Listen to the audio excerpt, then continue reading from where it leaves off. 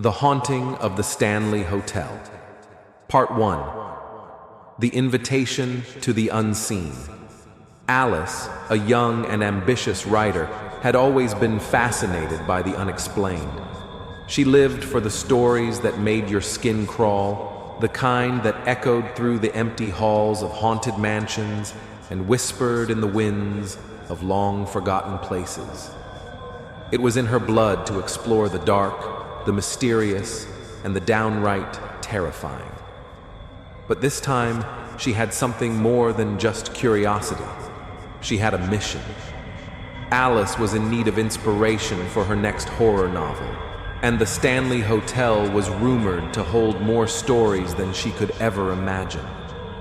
The hotel, nestled in the mountains of Estes Park, Colorado, had gained infamous recognition through Stephen King's The Shining. Alice had read every account she could find, stories of strange occurrences, unexplained voices, and ghostly figures that roamed its halls. She had to see it for herself. To make the trip more adventurous, she invited two of her closest friends.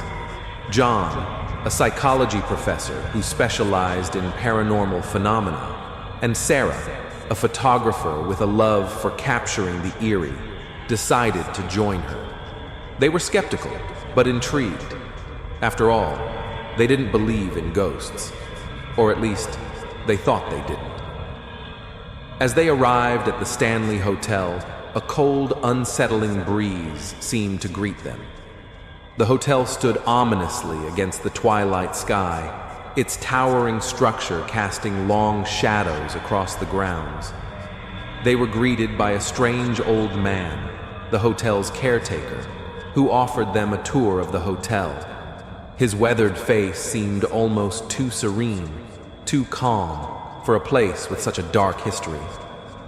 "Welcome to the Stanley," he said with a quiet smile. "You'll find that the stories aren't as much stories as they are warnings." Part 2. Whispers of the Past. The group entered the hotel and immediately felt the weight of its history. The air was thick with something intangible, a presence that seemed to follow them as they explored. John felt it first, the unmistakable sensation of being watched. He shrugged it off as nerves, but Sarah wasn't so sure. She could feel the temperature drop as they moved deeper into the hotel. They made their way through the long, dimly lit hallways, each room a relic from a bygone era. Their footsteps echoed eerily, almost too loudly. The walls seemed to breathe with the sounds of the past. Alice was snapping pictures, her camera capturing more than she could see with her eyes. Shadows moved unnaturally in the frames, but when she looked again, there was nothing there. In the hotel's infamous room 217, they learned that the stories were more than just whispers. The room had a reputation for being haunted by the ghost of a maid who had died there many years ago. But it wasn't the maid's spirit that troubled Alice. It was the cold drafts that seemed to come from nowhere, the scratching noises from the walls, and the feeling of being touched by invisible hands. Something was wrong. That night, as they retired to their separate rooms, the hotel seemed to come alive with sounds. Doors creaked open and shut on their own. Muffled voices echoed from empty corridors. And then in the dead of night, Alice heard it. The unmistakable sound of footsteps approaching her room.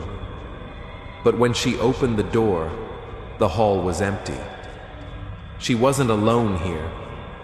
Part 3. Unraveling the Horror.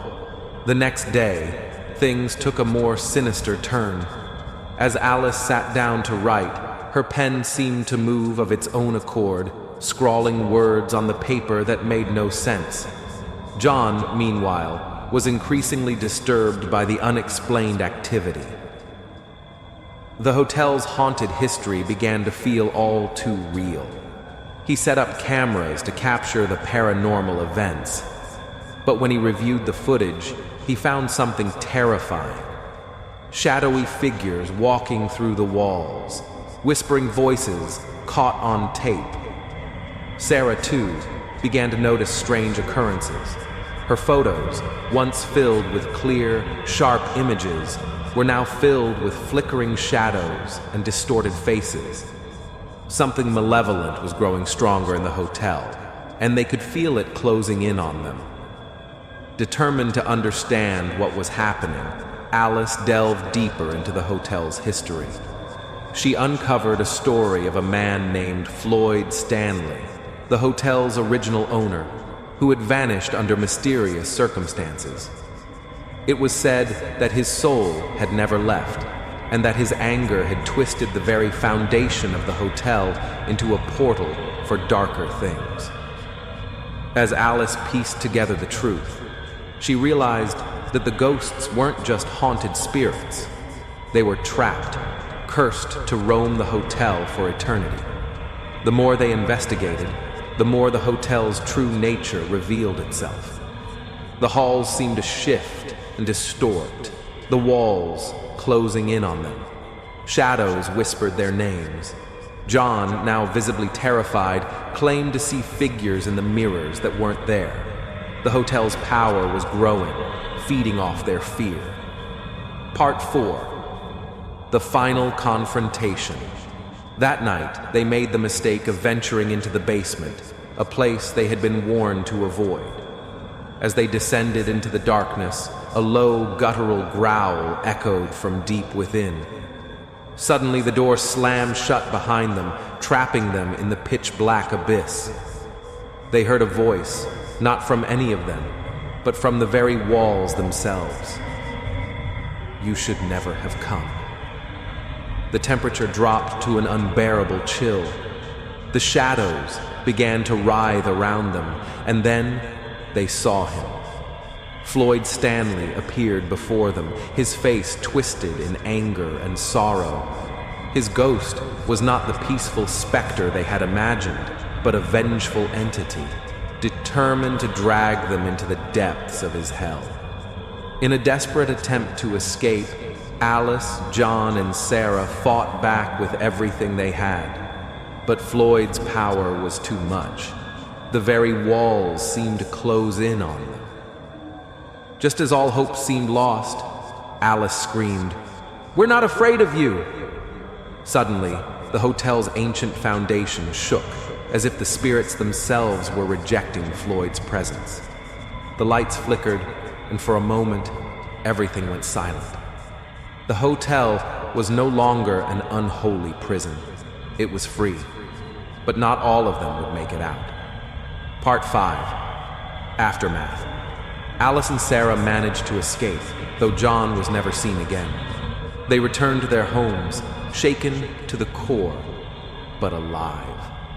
Alice wrote the greatest horror novel of her career, inspired by the horrors they had faced at the Stanley Hotel. Yet, the nightmares still plagued her. The hotel had a way of clinging to those who entered its domain.